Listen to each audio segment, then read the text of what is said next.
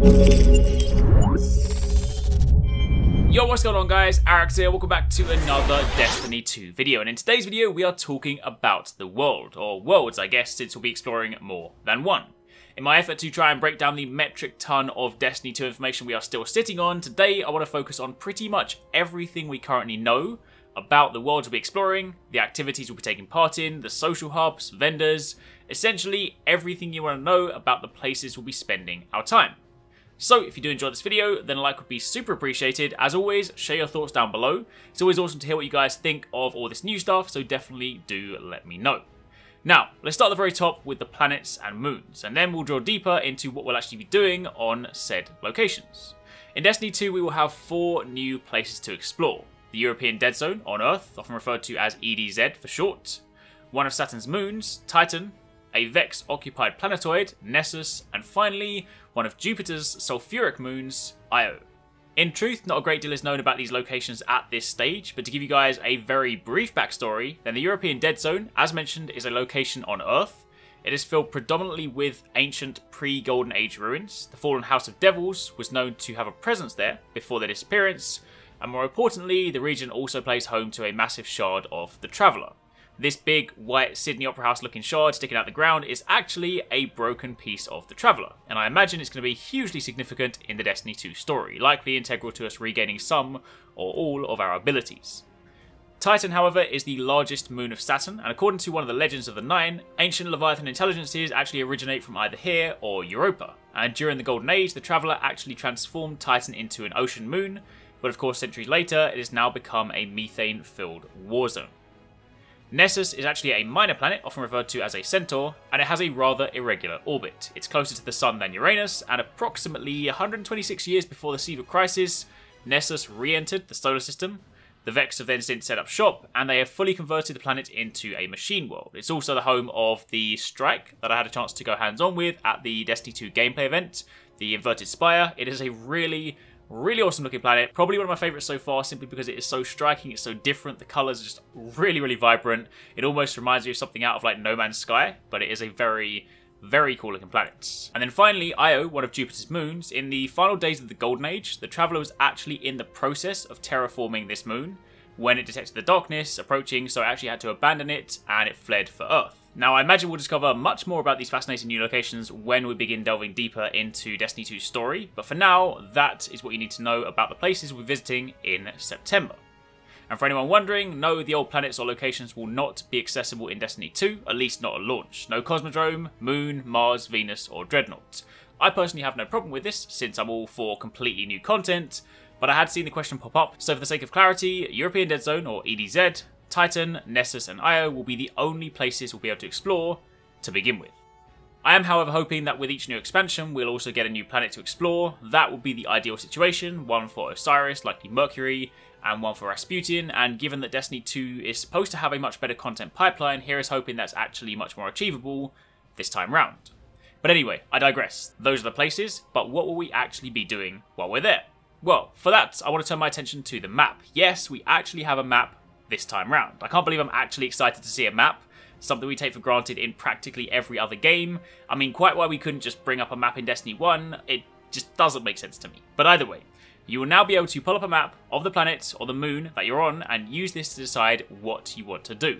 Planets are going to have multiple landing zones, so you won't always have to drop down in the same location and zip all the way around your map, which, let's be honest, is going to be pretty handy since the explorable spaces are said to be at least 2 times the size of the biggest explorable place in Destiny 1. So think at least 2 times as big as the fully expanded Cosmodrome in Rise of Iron, and that is roughly what we're looking at for scale. Sure, it might not be MMO-sized huge open world, but if it is twice the size of, say, the fully expanded Cosmodrome, and it's, you know, full of secrets, full of mysteries, and, like, you know, full of really cool things to do, then I will be completely cool with that.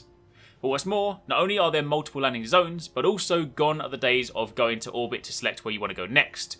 You can simply pull up your map, pick where you want to go, whether that be on the same planet or a different one, and you will fly straight there. Sure, you'll of course see a little bit of orbit in the loading sequence, but your transition is now one singular action, and not 3 separate operations.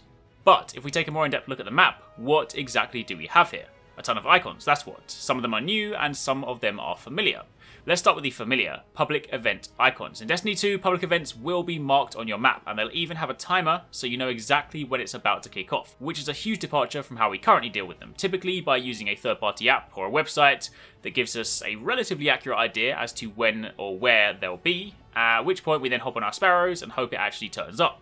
So this is going to be very useful. However, it doesn't end there. It's also worth noting that public events will also have heroic objectives.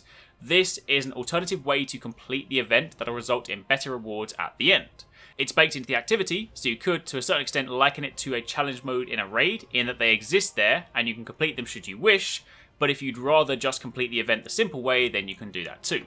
Discovering exactly what those conditions are will of course be important for those of us looking to maximise our rewards and time on these planets. Patrols will also still exist, just as they always have, so keep an eye out for those flashing beacons. Plus, there'll also be hidden chests and materials to farm, which I am personally super happy about. I know in Destiny 1, we can now buy materials, and I might be the only one that thinks this way, but I do kind of miss the days where we had to go out and farm our materials, our iron ore, our spirit bloom, etc. It's probably the WoW player in me, but there is something strangely therapeutic about roaming a planet, gathering materials from nodes, whilst like listening to music, or just chilling out and doing something like that. Anyone else share that thought, or is that just me being really odd? Anyway, on top of that, we also have these new icons, adventures. Now, I spoke about these in my 7 things video the other day, but in the event you missed that, then these are 10 to 15 minute activities that come from notable characters, such as Hawthorne in the farm, this chap up in the bell tower with the sniper. The activities will introduce us to new gameplay mechanics. Sometimes they'll send us off to explore deep corners of the map, but they'll also have their own narrative too. For those of you looking to experience more story, learn more about the characters, these will be activities for you. They're marked on the map, so they're easy to find, and they can be done at any time, independent of the main story. I'm unclear right now as to whether progression through the story may result in more of them showing up, but for the time being, they're essentially side quests. And what's more, taking part in these will also help you uncover lost sectors, the other new activity being introduced in Destiny 2. Lost sectors are effectively hidden dungeons located around the map, and when you discover them, you'll venture deep down into them and have to defeat a boss. The boss will drop a key, and that will then allow you to claim some sweet loot from the chests. However, half the challenge is actually finding the lost sector. Even if an NPC from an adventure marks it on your map, that is still only going to be a vague location. You'll still need to go exploring to actually find it yourself, and since these are secret dungeons, expect there to be some jumping involved, which as a hunter I am uniquely qualified to do. Now of course, on top of all of this, we'll also have our main story missions and other stuff going on in the world, but with the map in hand, it's all going to be so much easier and more enjoyable to explore. So now let's move away from the map and the activities and speak a bit more about the social space. This place you see here is known as the Farm. It is built in the shadow of the Traveller Shard that I mentioned earlier. I imagine the proximity to this was no accident. There's likely a very intentional reason that we're here, and I'm sure we'll find out more about that soon. But for now, the space itself, shown here as the Guardian Camp on the map. It's firstly important to know that this will be the only social space when Destiny 2 launches. In an interview with Luke Smith, he said how they thought long and hard about this, but they didn't want to split up the social space in Destiny 2 like they did in Destiny 1. He said that when you return to the farm to do whatever it is that you travelled there for, be that decrypting engrams, speaking to the postmaster, etc., they want that to be the same space that everyone else is going to be in. They feel the approach that they used in the past split up the player base, and the end result is some rather lifeless spaces, devoid of much activity. He did, however, say that they will evolve the spaces in time, so whether they do add more in the future will of course remain to be seen.